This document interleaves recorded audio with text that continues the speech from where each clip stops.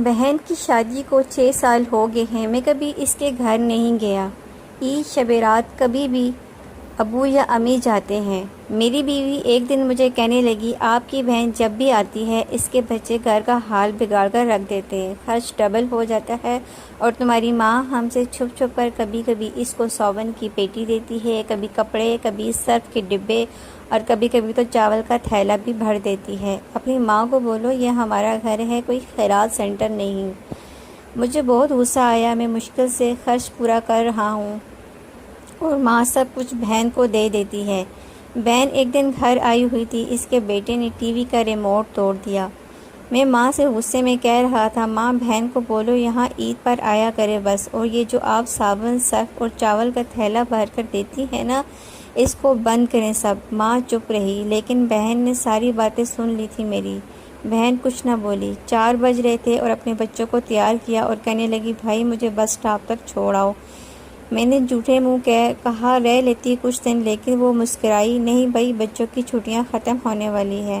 پھر جب ہم دونوں بھائیوں میں زمین کا بٹوارا ہو رہا تو میں نے صاف انکار کیا، بھائی میں اپنی زمین بہن کو حصہ نہیں دوں گا۔ بہن سامنے بیٹھی تھی، وہ خاموش تھی، کچھ نہ بولی۔ ماں نے کہا، بیٹی کا بھی حق بنتا ہے، لیکن میں نے گالی دے کر کہا، کچھ بھی ہو جائے میں بہن کو حصہ نہیں دوں گا۔ میری بیوی بھی بہن کو برا بھلا کہنے لگی، وہ بیچاری خاموش تھی۔ بڑا بھائی علیحدہ ہو گیا کچھ وقت کے بعد۔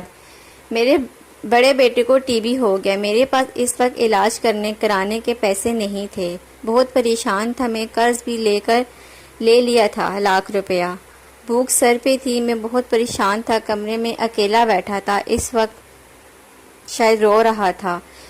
اسی وقت وہی بہن گھر آ گئی اور میں نے غصے سے بولا، اب یہ آ گئی ہے منوس۔ میں نے بیوی کو کہا، کچھ تیار کرو بہن کے لیے۔ بیوی میرے پاس آئی، کوئی ضرورت نہیں گوشت یا بریانی پکانے کی اس کے لیے۔ پھر 1 گھنٹے کے بعد وہ میرے پاس آئی، بڑی پریشان ہوں۔ بہن نے میرے سر پر ہاتھ پھیرا، بڑی بہن ہوں تمہاری، گود میں کھیلتے رہے ہو، اب دیکھو مجھ سے بھی بڑے لگتے ہو۔ پھر میرے قریب ہوئی اور اپنے پرس سے سونے کے کنگن نکالے اور میرے ہاتھ میں رکھ دیے۔ آہستہ سے بولی، پاگل تو ایویں پریشان ہوتا ہے، بچے اسکول تھے، میں نے سوچا دوڑتے دوڑتے بھائی سے مل آؤں، یہ کنگن بیچ کر اپنا خرچ، بیٹے کا علاج کرو۔ شکل تو دیکھ ذرا، حالت کیا بنا رکھی ہے تم نے۔ میں خاموش تھا، بہن کی طرف دیکھے جا رہا تھا۔ وہ آہستہ سے بولی، کسی کو نہ بتانا کنگن کے بارے میں، تمہیں میری قسم ہے۔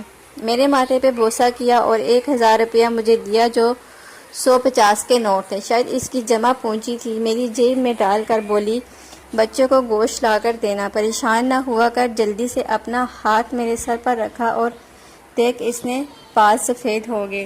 وہ جلدی سے جانے لگی۔ اس کے پیروں کی طرف میں نے دیکھا تو ٹوٹی ہوئی جوتی پہنی تھی، پرانا سا دوپٹہ اوڑھا ہوا تھا، جب بھی آتی تھی وہی دوپٹہ اوڑھ کر آتی تھی۔